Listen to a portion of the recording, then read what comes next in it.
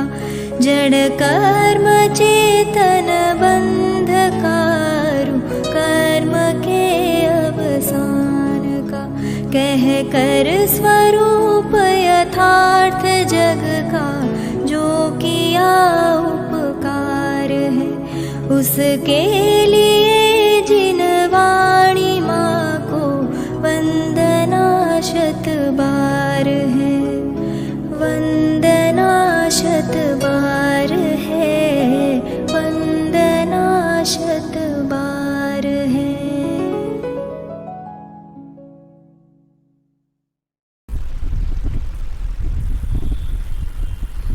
मोक्ष मार्गस्य नेतारं भेत्तारं कर्म भूव्रतां, ज्ञातारं विश्वतत्त्वानां वन्दे तद्गुणलब्धये, वन्दे तद्गुणलब्धये।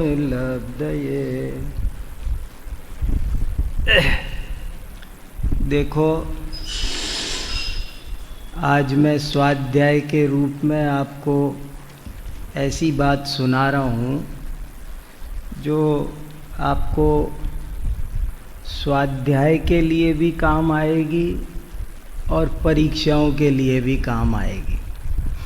कोई भी ग्रंथ पढ़ोगे, न्याय शास्त्र पढ़ोगे, चाहे दर्शन शास्त्र पढ़ोगे, चाहे संस्कृत के विद्वानों के बीच उठोगे बैठोगे, तो सब जगह काम आएगी। एक ऐसी विशेष बात आपको बहुत संक्षेप में मैं बताता हूँ। आपका सबका इस समय अध्ययन का समय है, परीक्षाएं चल रही है, बहुत समय नहीं लूँगा, लेकिन थोड़ी सी बात कुछ मुझे उम्मीद है कि आपको कुछ सहायता मिलेगी। देखो, मैं आपको भारतीय दर्शनों का परिचय देना चाहता हूँ, और वो इसलिए देना चाहता हूँ कि ये एक सबसे ज़रूरी, सबसे पहले होना चाहिए।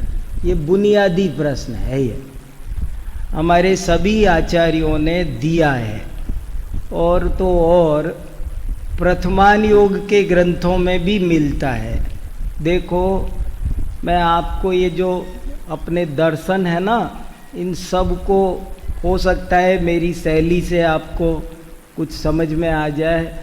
मैंने सोचा ये विषय अभी मैंने कल परसों हमारी यूनिवर्सिटी में बच्चों को पढ़ाया था, तो अभी एकाएक मेरे चित्त में वो विषय ताज़ा है, तो सोचा आपको थोड़ा सा ज्ञान कराऊं कि क्या होता है ये दर्शन, क्यों होते हैं इतने। और देखो, जैसे आदि पुराण ग्रंथ है उसमें भी ऐसा है, एक यशोधर चरित्र है, एक यशस तिलक चंपू है, ये तो बिल्कुल प्रथमान योग के कथा ग्रंथ हैं, लेकिन उन ग्रंथों में भी आचार्यों ने, अब हम आपको 60 दर्शनों का परिचय देते हैं, और दे करके सांख्य दर्शन ऐसा मानता है, बौद्ध दर्शन ऐसा मानता है, नैयायिक ऐसा मानते हैं। अगर हमको थोड़ा सा प्राइमरी नॉलेज सब दर्शनों का हो जाए तो जैन दर्शन को भी समझने में बहुत सुविधा हो। बिना अन्य दर्शनों को समझे हम लोग जो जैन आचार्यों की परिभाषाएं हैं उनको भी अच्छी तरह नहीं समझ पाएंगे। हमारे यहाँ जो भी परिभाषा बनाई ना, कोई भी, जैसे मान लो जीवो वो गमो अमुत्तिकत्ता सदैव, तो इसके पीछे एक रहस्य है बहुत बड़ा। वो रहस्य वही व्यक्ति समझ सकता है जिसको 60 दर्शनों का ज्ञान हो। एक एक पद एक एक दर्शन की अपेक्षा से है। सबकी मोक्ष की सिद्ध की परिभाषा बनाते हैं तो कहते हैं निक्कम्मा 8 गुणा किंचूणा चरम देय दो सिद्धा लोय गठिदाण। ये अब इसका मतलब वो सही समझ पाएगा, वो अच्छा समझ पाएगा जिसको 60 दर्शनों का ज्ञान होगा।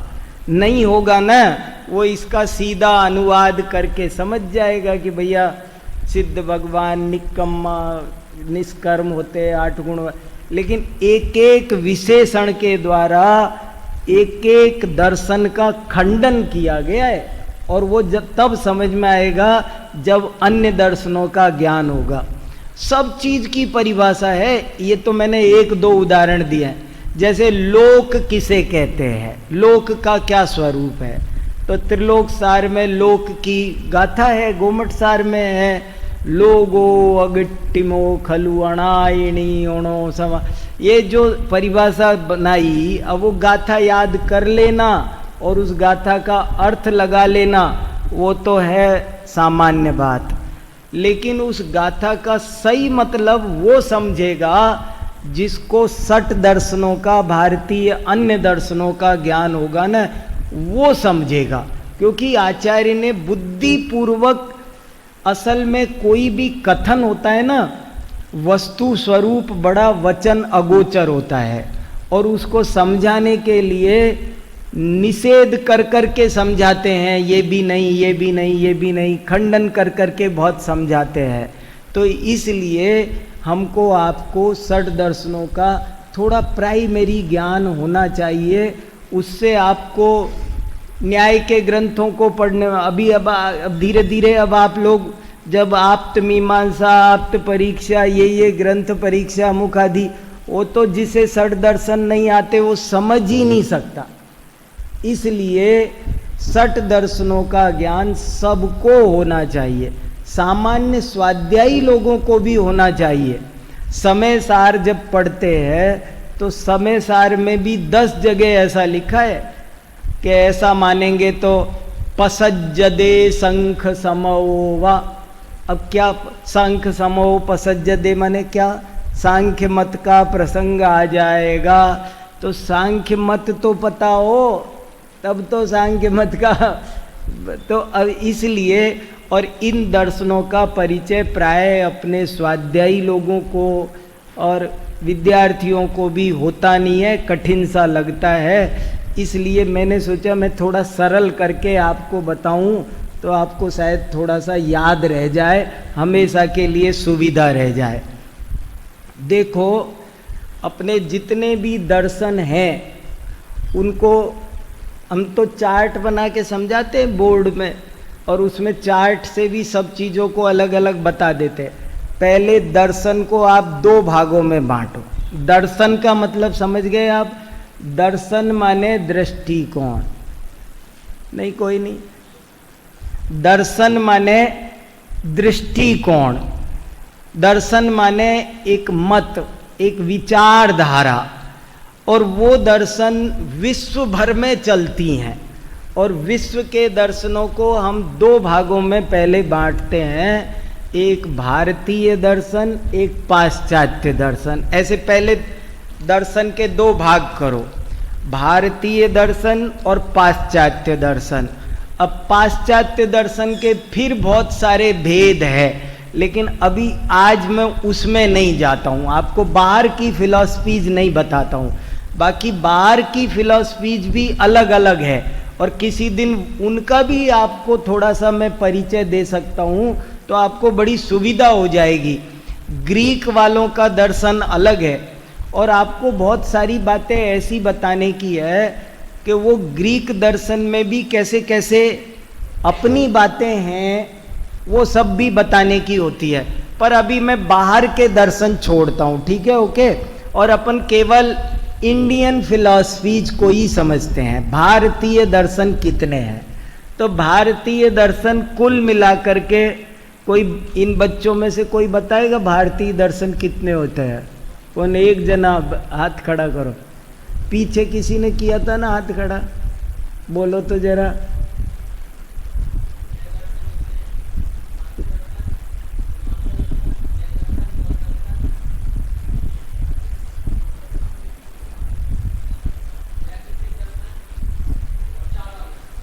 तुम बोलना आगे।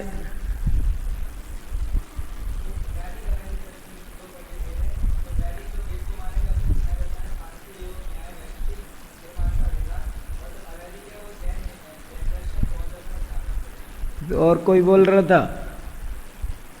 देखो, एक तो इनको है ना, जैसे कितने ही लोग तो कुछ भी क्रम से बोलते हैं, वो भटक भी जाते हैं। मैं आपको थोड़ा सा ये तरीका ही बताना चाह रहा हूँ, थोड़ा इजी हो जाए, थोड़ी मेहनत में काम चल जाए, अपने को 60 दर्शनों का ज्ञान आपको आज भर में हो जाएगा, जगह जगह दिक्कत नहीं होगी रोज रोज। इतना सा याद रखो कि जितने भी भारतीय दर्शन है, पहले उनको 2 भागों में बांट लो, जैसा इसने अभी बोला बाद वाले। क्या नाम आपका? संयम। वाह, ठीक ठीक, गुड, बहुत अच्छा, बहुत सही, तुमने सही बोला। तुम थोड़े से कंफ्यूज हो रहे थे बहुत क्रम में भी देखो सुनो, सारे दर्शनों को पहले, सारे भारतीय दर्शनों को 2 भागों में बांटो, वैदिक दर्शन और अवैदिक दर्शन। एक बात और सुनो, बहुत से लोग ऐसे बांटते हैं आस्तिक दर्शन और नास्तिक दर्शन, लेकिन आप इस बात को बहुत सावधानी से, शालीनता से कभी भी रख सकते हो दूसरे के सामने भी, कि वो लोग जैन दर्शन को नास्तिक में गिना देते हैं। जैन, बौद्ध, चारवाक ये नास्तिक है, लेकिन जैन दर्शन नास्तिक बिल्कुल नहीं हो सकता। क्यों नहीं हो सकता, उसका कारण भी सुनो, आपको पता होना चाहिए। जैन दर्शन नास्तिक दर्शन क्यों नहीं है? उनकी परिभाषा से ही नहीं है, हमारी छोड़ो। देख, उनकी परिभाषा ही पाणिनि का सीधा सीधा संस्कृत का सूत्र है, नास्ति दिष्टम मतिर्यस्य स नास्तिक। जो अदृष्ट को नहीं मानता, जो पुण्य पाप स्वर्ग नरक आत्मा परमात्मा, इनको जो नहीं मानता वो नास्तिक है। तो अब बताओ, जैन दर्शन इनको मानता है कि नहीं मानता है? जैन दर्शन इनको मानता, इसलिए वो नास्तिक नहीं है। वो लोग परिभाषा बनाते हैं कि नास्तिको वेद निंदक। 2 तरह की परिभाषाएं, आप सबको अच्छा विवेक रखना चाहिए, क्या चल रहा है, क्या कहा जाता है, कौन बात सही है। एक परिभाषा तो आपके सामने ये है कि नास्तिको वेद निंदक, और एक परिभाषा व्याकरण की है कि जो अदृष्ट को नहीं मानता, अदृष्ट अर्थात पुण्य पाप स्वर्ग नरक आत्मा परमात्मा, ये मोटी बात समझ लो, जो इसको नहीं मानता वो नास्तिक है। तो इस परिभाषा के आधार पर तो जैन दर्शन नास्तिक है ही नहीं। और उन्होंने जो परिभाषा कही कि नास्तिको वेद निंदक, अगर ये परिभाषा हम मानेंगे तो ये तो मोनोपोली की परिभाषा हुई। ये तो ये हुई कि जो मुझे ना माने वो नास्तिक है। ऐसे तो कोई हम कह देंगे कि जो समय सार को ना माने वो नास्तिक है। तो बात कहाँ बनेगी, कहाँ? एक नास्तिक की परिभाषा तो तय करनी पड़ेगी ना। हर आदमी बोले ऐसे तो कोई भी किसी के ग्रंथ को नहीं मानता, ये थोड़ी पॉलिसी चलेगी। इसलिए आस्तिक और नास्तिक का विभाजन करना हो तो हमको ज्यादा से ज्यादा हम चारवाक दर्शन को नास्तिक कह सकते हैं, क्योंकि चारवाक दर्शन खुद कहता है कि भैया कुछ भी नहीं है, वो पाप पुण्य स्वर्ग नरक में विश्वास नहीं करता। इसलिए चारवाक तो एक नास्तिक ठहर सकता है, लेकिन जैन बौद्ध तो नास्तिक ठहर ही नहीं सकते, और जैन तो बिल्कुल ही नहीं ठहर सकते। बौद्ध दर्शन को कभी कभी कोई कहे ना ये अनात्मवाद है, ये है वो है, यहाँ तो वो भी नहीं है, साफ साफ सब कुछ है। इसलिए आस्तिक नास्तिक के विभाजन को मैंने, आपने देखा हो तो ये किताब में आत्मा परमात्मा में अंत में परिशिष्ट भी दिया है, और ये एक बहुत बड़ा चार्ट दिया है षट दर्शन के परिचय का। अगर आप ये चार्ट देख लो ना, ये चार्ट पढ़ाने में मुझे 15 दिन लग जाए षट दर्शन का परिचय, लेकिन आप ये एक चार्ट पढ़ लो तो आपको सारा का सारा ज्ञान हो जाए। अब देखो, इसलिए आस्तिक नास्तिक का विभाजन करते समय भी सावधानी रखना, और अभी तो अपने इतना विभाजन करो कि वैदिक दर्शन और अवैदिक दर्शन। वैदिक दर्शन वे हैं जो वेद को प्रमाण मानकर चलते हैं, और अवैदिक दर्शन वे हैं जो वेद को प्रमाण मानकर नहीं चलते। इस तरह से 6 तो वैदिक दर्शन है और 3 अवैदिक दर्शन है, कुल मिलाकर के 9 दर्शन है। अपना कोई ऐसा ग्रंथ है जिसमें सब दर्शनों का परिचय मिल जाता है? एक तो षड दर्शन समुच्चय बहुत बढ़िया ग्रंथ है और उसमें सब दर्शनों का बहुत अच्छा परिचय विस्तार वो स्पेशली इसके लिए मिला लिखा है। और इसके अलावा मैंने बताया ही आपको, महापुराण तक में भी यशस तिलक चंपू में 20 पेज में दिया है वर्णन। एक पंडित जवाहरलाल जी हुए, उन्होंने एक स्यादवाद नाम की पुस्तक लिखी है, उसमें भी लास्ट में 10-12 पन्नों में षड दर्शनों का शॉर्ट एंड स्वीट परिचय दे रखा है। पर अब आप मुझसे सुनो थोड़ा सा कि अब ये जो अवैदिक दर्शन है वो 3 हैं, जैन दर्शन, बौद्ध दर्शन और चारवाक दर्शन। जैन दर्शन का परिचय मैं आपको अभी नहीं देता हूँ, वो आप अपन रोज ही पढ़ रहे हैं, पढ़ते रहे हैं, पढ़ेंगे। बौद्ध दर्शन का परिचय देने के लिए आपको छोटी छोटी 2-3 बातें बताता हूँ। देखो, अपने जैन आगमों के अनुसार अगर समझोगे तब तो बात अलग है, और उनके हिसाब से भी समझो तो मोटी मोटी बातें, उनका किन किन नामों से उल्लेख मिलता है। हर दर्शन के कई कई अपर नाम भी है, हमको वो भी पता।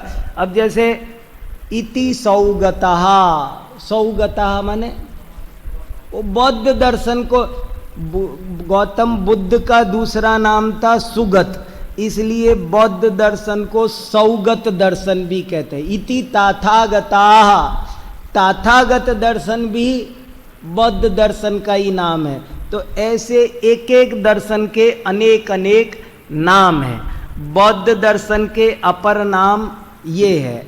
बौद्ध दर्शन के कई संप्रदाय है, पर जिनमें से 4 मुख्य है, सौत्रांतिक, माध्यमिक, योगाचार और वैभाषिक।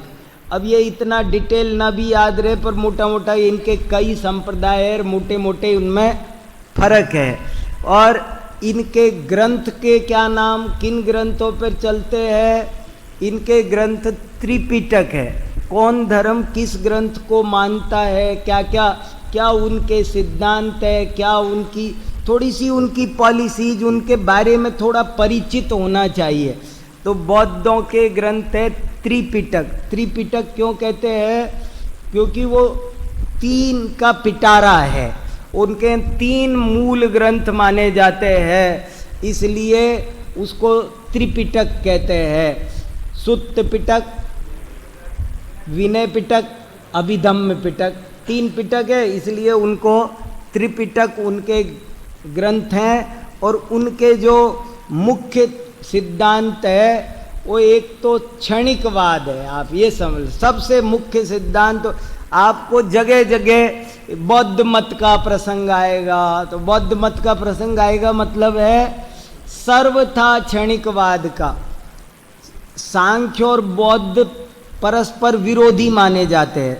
जब कभी सांख्य कहता है कि जो करता है वो ही भोगता है, बौद्ध कहते हैं कर्ता अन्य है, भोगता अन्य है। मगर जैन दर्शन कहता है कि पर्याय की अपेक्षा देखो तो कर्ता अन्य है, भोगता अन्य है। मनुष्य करता है, देव भोगता है, बात पर्याय अपेक्षा सही हो गई। द्रव्य अपेक्षा देखो तो जो करता है वही भोगता है। इस तरह उनका सामंजस्य बैठ जाता है। इसलिए इस बात को इनका मुख्य सिद्धांत यूं ही समझ लो, ये इनका मुख्य सिद्धांत है।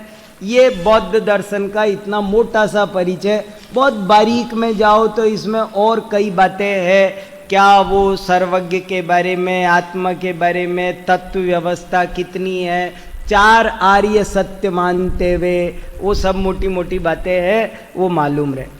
चारवाक दर्शन के उसका सीधा सच्चा सिद्धांत है यावत् जीवेत सुखम जीवेत, ऋणम कृत्वा घृतम पिबेत, भस्मीभूतस्य देहस्य पुनरागमनम कुतः। ये चारवाक शब्द का मतलब समझते? चारवाक क्या? चारुवाक, अच्छी अच्छी मीठी मीठी बातें, दुनिया को सबको ही अच्छी लगती है भोगवादी बातें, तो चारवाक ऐसे ही कहता है। कोई स्वर्ग नरक पाप पुण्य कुछ नहीं होता, मस्त रहो, एंजॉय करो, खाओ पियो, कर्जा भी लेकर के करो तो करो, सब छोड़ जाओ, चुकाने वाले चिंता करेंगे, तुम क्या चिंता करो। तो वो बातें जरा कहने सुनने में सबको प्रिय सी लगती है, इसलिए उसका नाम है चारवाक दर्शन। ये चारवाक दर्शन हुआ, ये बौद्ध दर्शन हुआ, ये जैन दर्शन। तो 3 दर्शन ऐसे हैं जो वेदों को प्रामाणिक मानकर चिंतन प्रस्तुत नहीं करते हैं, इसलिए उनको अवैदिक दर्शन कहते हैं। और वैदिक दर्शनों में आप एक साथ आप 3 नाम याद करो, नहीं तो फिर परेशान होगे। ये 3 पेयर है वास्तव में, 6 दर्शन है ना, ये 6 दर्शन भी 3 पेयर में याद करो। सांख्य योग, ये 2 दर्शन एक साथ, या सांख्य दर्शन में और योग दर्शन में मामूली सा अंतर है, इसलिए इन दोनों को एक ऐसे ऊट पटांग मत गिनो कि एक सांख्य दर्शन होता है, एक मीमांसा होता है, एक योग होता है, एक नैया, ऐसे नहीं। सांख्य योग, न्याय वैशेषिक, मीमांसा और वेदांत, ये 3 पेयर है। सांख्य और योग इसलिए पेयर है क्योंकि इनकी दोनों की बातें 95% एक सी है, 5% में फर्क आया है, इसलिए वो 2 बन गए। तो सांख्य दर्शन का नाम सांख्य दर्शन क्यों है? सांख्य दर्शन का नाम 2 वजह से सांख्य दर्शन है। एक तो इसलिए है क्योंकि उसमें तत्वों की संख्या सारे दर्शनों से ज्यादा है, सबसे ज्यादा तत्व गिनाए हैं। किसी में जैन दर्शन में 7 तत्व बनाए, किसी में और 2 तत्व बताए, किसी में 1 ही तत्व बताया, किसी में 16 तत्व बताए ज्यादा से ज्यादा, लेकिन सांख्य दर्शन सबसे ज्यादा तत्व बताता है, इसलिए उसका नाम पड़ गया, संख्या के आधार पर भी उसका नाम पड़ गया सांख्य दर्शन। और एक वजह है सांख्य दर्शन नाम पड़ने की, संख्या। संख्या जरा समझना, बहुत अच्छा शब्द है। संग माने सम्यक और ख्या माने ख्याति। सम्यक ख्याति उनके यहाँ बार बार वो कहते हैं कि प्रकृति और पुरुष ये 2 मूल तत्व है, और इनके बीच में भेद ज्ञान कर ले, जो इनको सम्यक भेद पहचान ले इनका, वो तो है ज्ञानी, और बाकी सब है अज्ञानी। इसलिए उनका अपने यहाँ जैसे आत्मख्याति, ख्याति, ख्याति माने आत्मख्याति, ख्याति माने जानना, प्रसिद्धि, ज्ञान होना, ऐसे ही वहां सांख्य का नाम सांख्य इसलिए पड़ा है क्योंकि वो सम्यक ख्याति पर को मुख्य बताना चाहता है, इसलिए उस दर्शन का नाम सांख्य दर्शन पड़ा। और सांख्य दर्शन के प्रवर्तक कौन थे? सांख्य दर्शन के प्रवर्तक कपिल मुनि थे। और कपिल मुनि और अपने जैन आगमों से देखो तो क्या थे वो भरत चक्रवर्ती के बेटे थे, और ये उनके यहाँ भी बराबर मरीचि के पुत्र थे। सब वर्णन उनके यहाँ भी आता है, मैंने इस किताब में साफ साफ लिखा है। आपको पता है बौद्ध दर्शन में भी जो गौतम बुद्ध ने बौद्ध दर्शन चलाया, तो गौतम बुद्ध असल में मूल में तो जैन थे, उन्होंने जैन मुनि से दीक्षा ली थी। ये उनके ग्रंथों की बात बता रहा हूं मैं, आप कहो तो मैं पढ़ के सुना सकता हूं।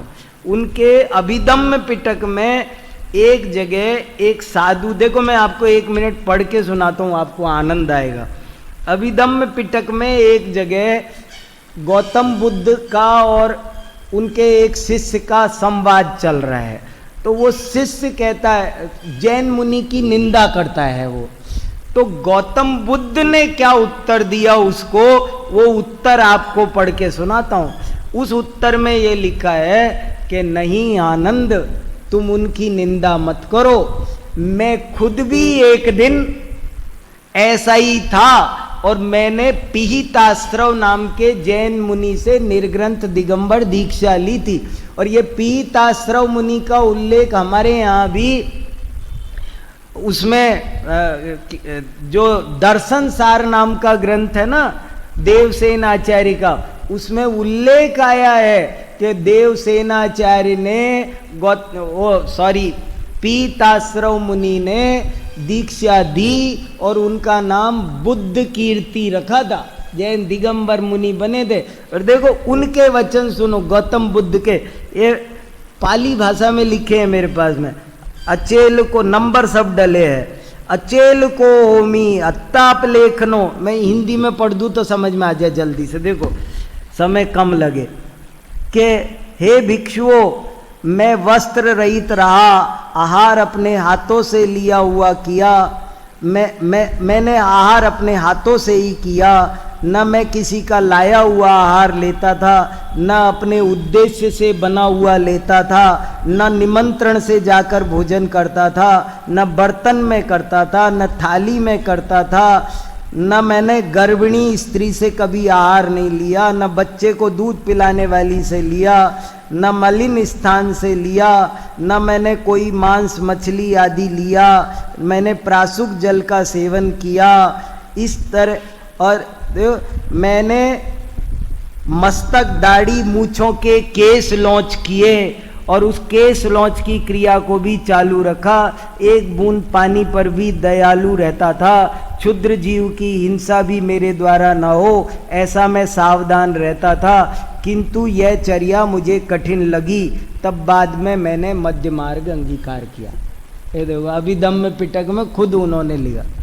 तो ये सब वर्णन आपको तो ज्ञान में रहना चाहिए कि ऐसा ऐसा स्वरूप है उसका।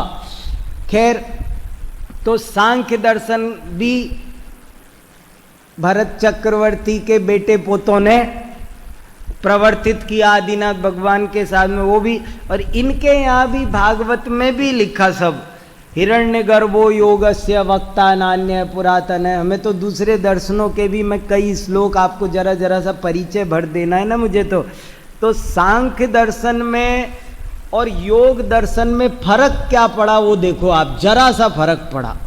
सांख्य दर्शन भी ईश्वर को कर्ता धर्ता नहीं मानता था, प्रकृति और पुरुष दो तत्वों से मिलकर ये सारी सृष्टि चल रही है। उनके यहाँ भी पुरुष है, वो चेतन है। अपने यहाँ भी पुरुष शब्द का अर्थ पुरुषार्थ सिद्धि उपाय, पुरुष माने आत्मा, उनके यहाँ भी पुरुष है, वो चेतन है। इतना फर्क है कि वे पुरुष को सर्वथा शुद्ध बुद्ध मानते हैं। उनके यहाँ सारा विकार प्रकृति करती है। अब अगर आपको सांख्य मत समझ में आए ना थोड़ा सा, तो समय सार के कई कलशों के अर्थ बहुत अच्छे खुल जाएंगे, आपको बहुत आनंद आ जाएगा उसको समझने के बाद में। दो तत्व मुख्य है, एक प्रकृति, एक पुरुष। और पुरुष के बारे में वो क्या कहते हैं कि पुरुष तो ज्ञानवान है, चेतन है, और प्रकृति जड़ है, अचेतन है।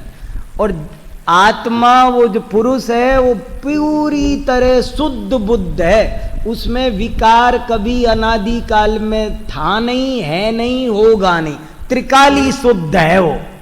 और जो जितना भी विकार दिखाई देता है वो सब 25 तत्व है उनके, अहंकार, तन्मात्रा, इंद्रियाणी, ये सब क्या है, ये विकार की फौज है पूरी की पूरी। और ये सारी फौज कौन कराता है, ये सब प्रकृति कराती है, प्रकृति के अंश है। तो इस तरह सांख्य दर्शन ईश्वर को नहीं मानता। अब देखो, ईश्वर को नहीं मानना अगर नास्तिक होता, ईश्वर को कर्ता धर्ता मान, तो सांख्य दर्शन भी नहीं मानता। बेसिकली सांख्य दर्शन के किसी भी विशेषज्ञ विद्वान से पूछना, वो ईश्वर को कर्ता धर्ता नहीं मानते।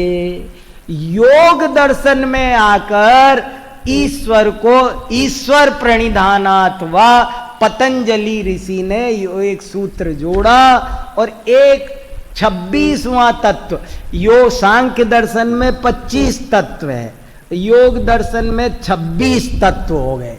अरे वो 26 कहां से हो गए कि उन्होंने एक ईश्वर नाम का तत्व अपनी तरफ से और जोड़ा।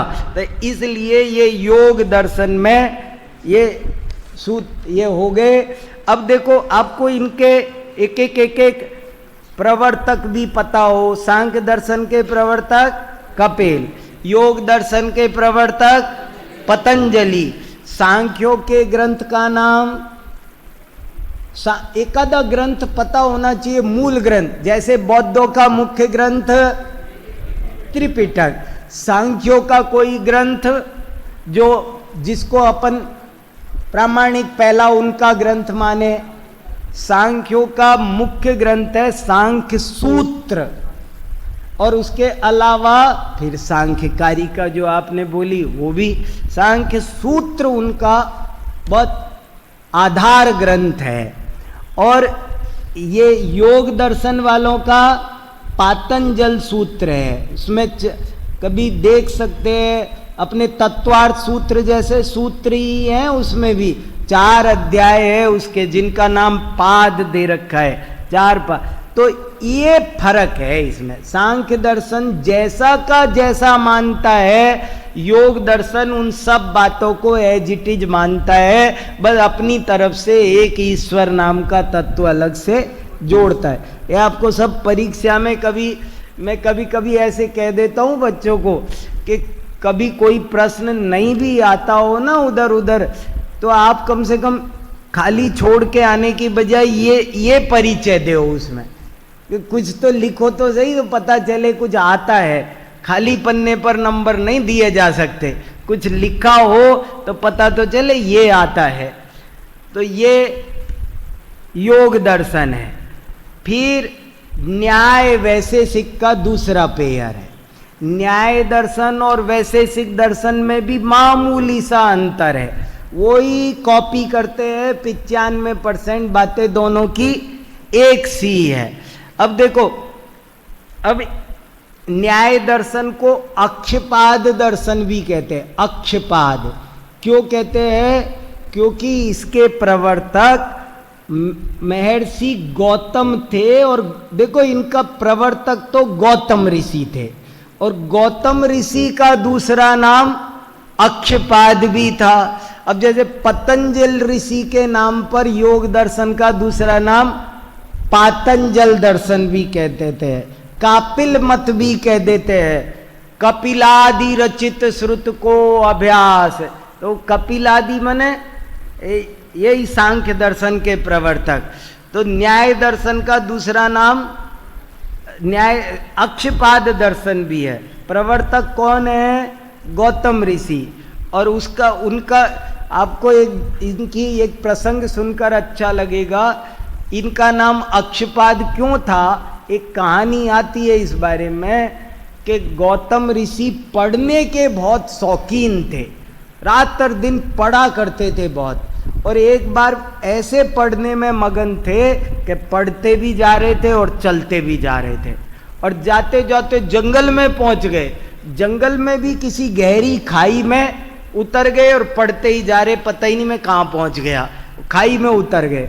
जब वो खाई में उतर गए तो कोई वन देवता प्रकट हुआ और उसने कहा कि भैया आप तो बड़े पढ़ने वाले हैं, तो कोई वरदान मांगो। तो उन्होंने मना किया। आखिरकार जब कहा बहुत, तो कहा कि आप ऐसे करो, मेरे पैरों में 2 आंखें लगा दो, तो ये 2 आंखें मेरी हमेशा पढ़ने के काम आ जाएगी, और चलने की कभी जरूरत पड़े तो पैर में 2 आंख अलग से। काल्पनिक कथा है, सिर्फ ये बताने के लिए कि अध्ययन प्रेमी कैसे थे, और अपन को थोड़ी प्रेरणा मिल जाए कि खूब अध्ययन करना चाहिए, बहुत देखो प्रवचन सार में चरणान योग चूलिका में पढ़ोगे तो आपको बार बार आगम चेठा तदो जेठा, बार बार बार बार स्वाध्याय स्वाध्याय स्वाध्याय स्वाध्याय, वही बातें चलती है। तो देखो, तो न्याय दर्शन में का भी मुख्य ग्रंथ कौन सा है? उनका भी न्याय सूत्र है। न्याय सूत्र उनका मुख्य ग्रंथ है। और ये बहुत सारे देखो जैन न्याय में और नैयायिकों के न्याय दर्शन के अनुयायी को क्या बोलते हैं? नैयायिक। जिन दर्शन के अनुयायी, देखो जिन दर्शन के बहुत नाम है जैन दर्शन के, वो बहुत याद, कहीं कहीं आपको ऐसा लिखेगा अपरे दिगंबरहा, दिगंबर दर्शन भी जैन दर्शन का नाम है। निर्ग्रंथ दर्शन वो भी जैन दर्शन का नाम है। श्रमण दर्शन वो भी जैन दर्शन का नाम है। इति आरहता, आरहता माने जैन। अब देखो जैन दर्शन के कितने सारे अपर नाम है। जैन दर्शन कहो, आरहत दर्शन कहो, निर्ग्रंथ दर्शन कहो, श्रमण दर्शन कहो, सब पर्यायवाची है ये सारे के सारे। और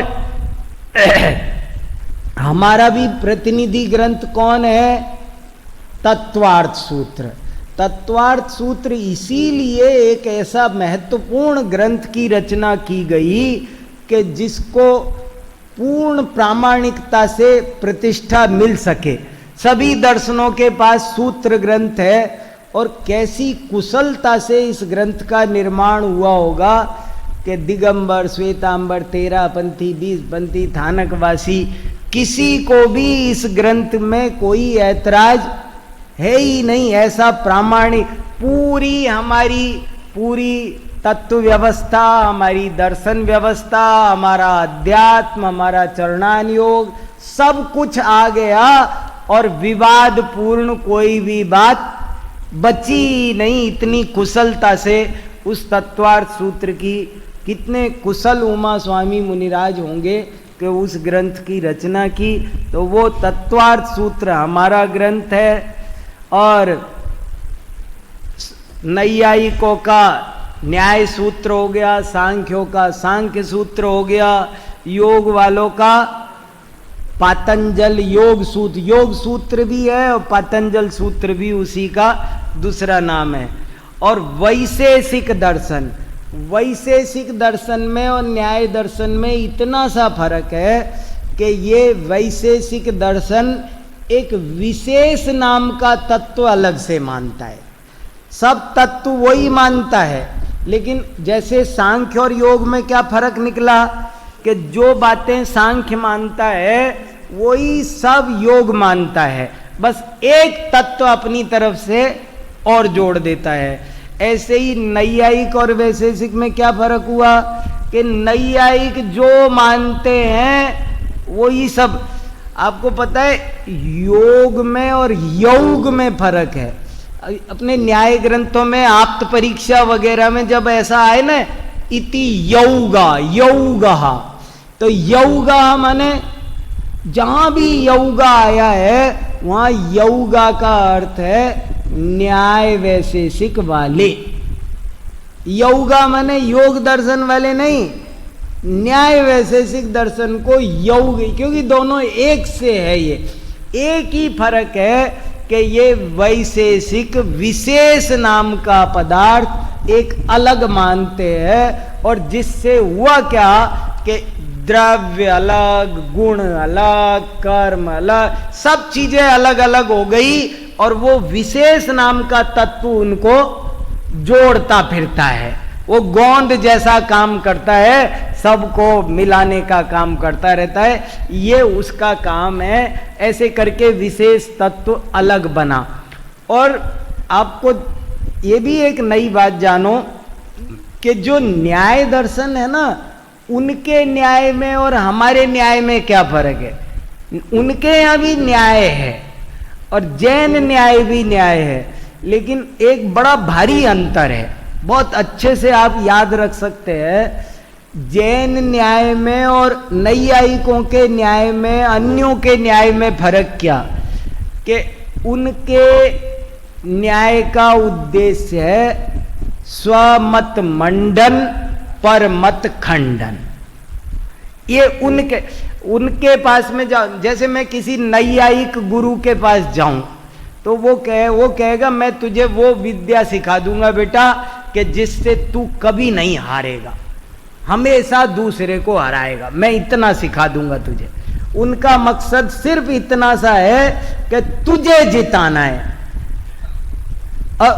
वो कैसे भी जिता देंगे, उनके पास 100 तरकीब है, और वो 100 तरकीब में उनने ऐसी ऐसी तरकीब लिखी है। उनके जो 16 तत्व है ना, उन 16 तत्वों के नाम पढ़ो तो आपको ताज्जुब होगा। उनमें से एक तत्व का नाम है छल, जाति, निग्रह, वितंडा, ये सब है ना।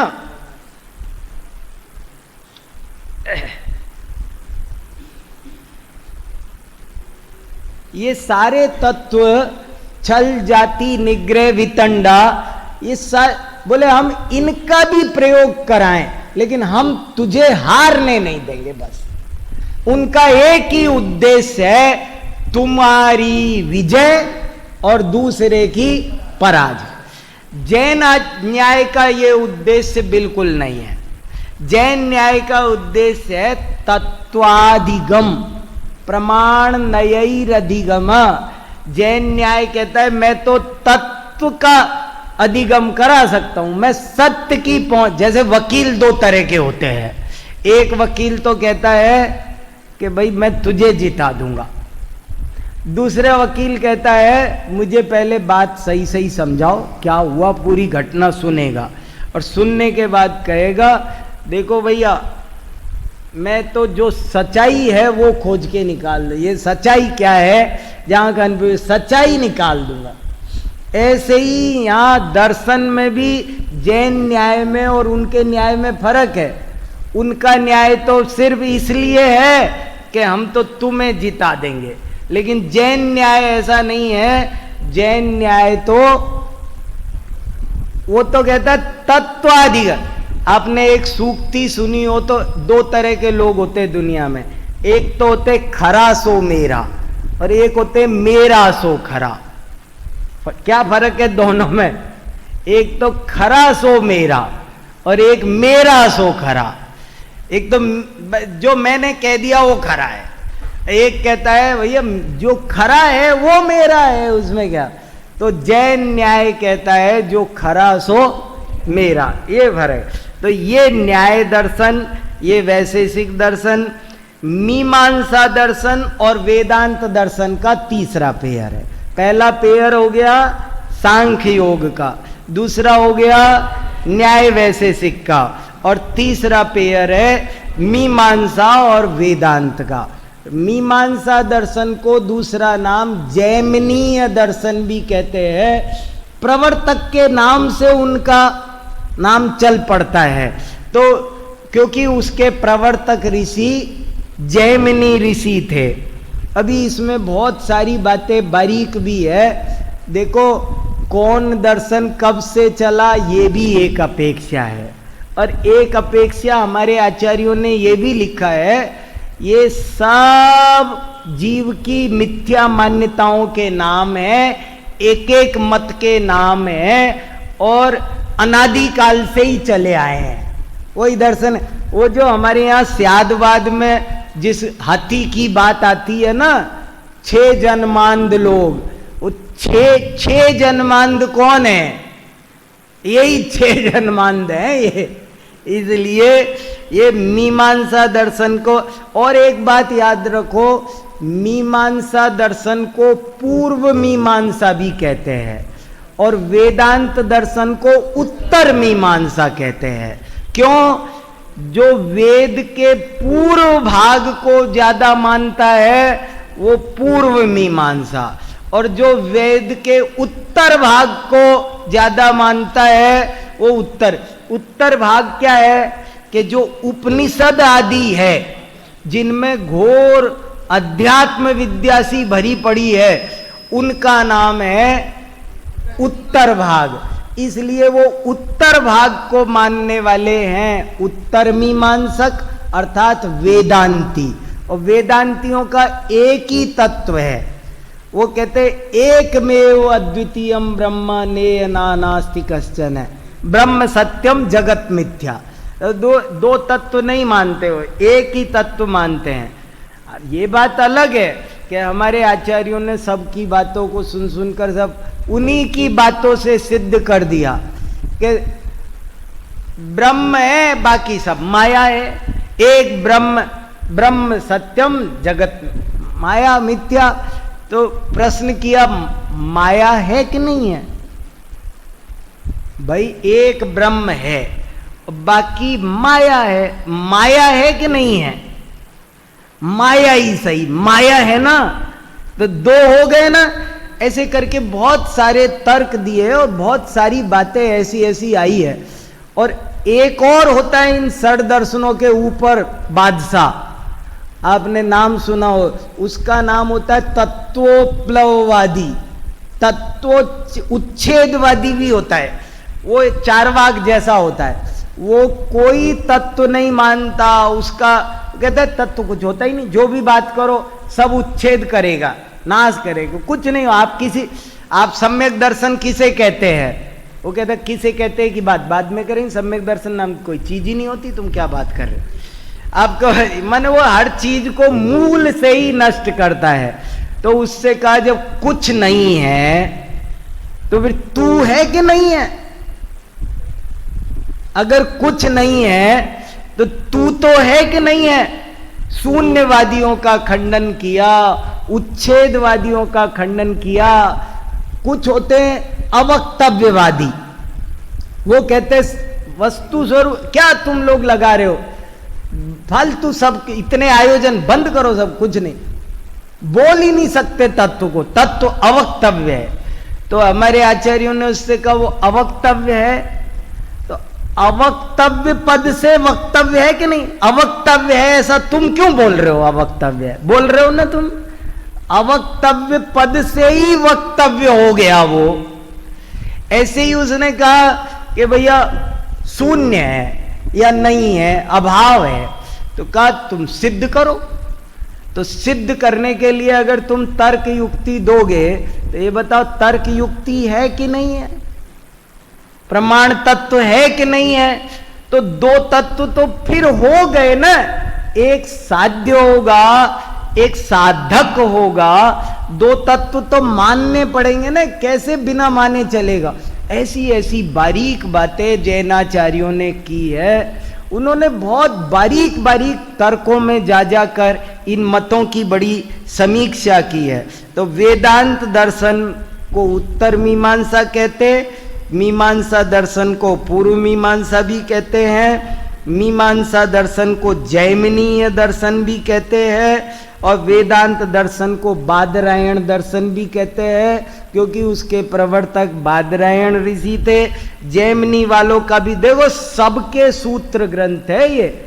और वास्तव में कभी किसी को षड दर्शनों का थोड़ा ज्ञान करना हो ना, तो एक सभी दर्शनों के सूत्रों का एक संग्रह छप सकता है, एक बढ़िया।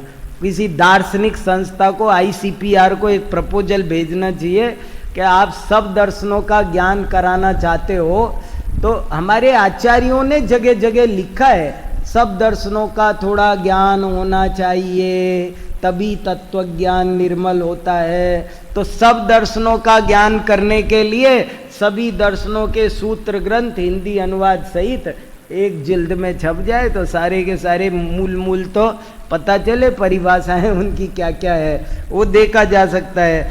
और ये इनको वेदांत दर्शन को इसीलिए अद्वैत दर्शन भी कहते हैं, अद्वैत, क्योंकि वो एक ही दर्शन को मानता है। और इनका ब्रह्म सूत्र बहुत प्रसिद्ध ग्रंथ है और जिसकी सबसे ज़्यादा व्याख्याएं हुई है। और जैसे तत्वार्थ सूत्र की बहुत व्याख्याएं हैं, ऐसे ब्रह्म सूत्र की भी बहुत व्याख्याएं हैं। शंकराचार्य ने इसका बहुत बड़ा भाष्य लिखा है।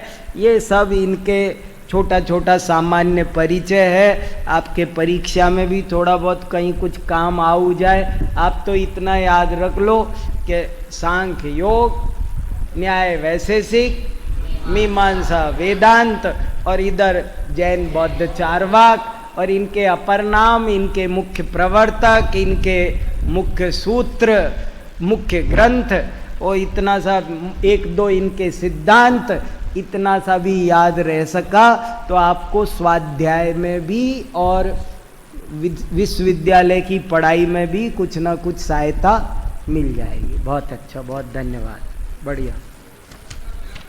हाँ बताओ बताओ। सब हैं, हम ही हैं। जो एकांतवादी है ना, ये सब एकांतवादी दर्शन है।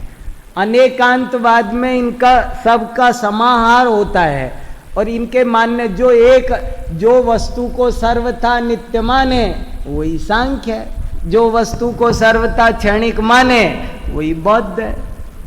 मानने वाले हैं सबके।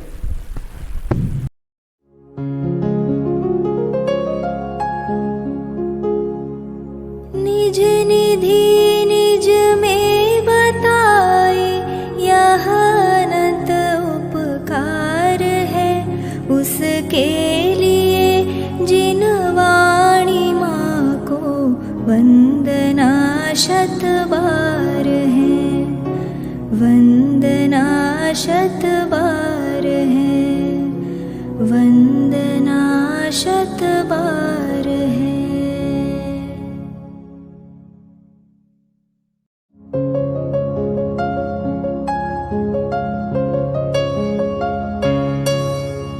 हे जिन वाणी भारती तो ही जपो दिन रैन, जो तेरी शरणा गहे सो पावे सुख चैन। जा वाणी के ज्ञान दे सूझे लोकालोक, सो वाणी मस्तक नवो सदा देत हो ढोक, सदा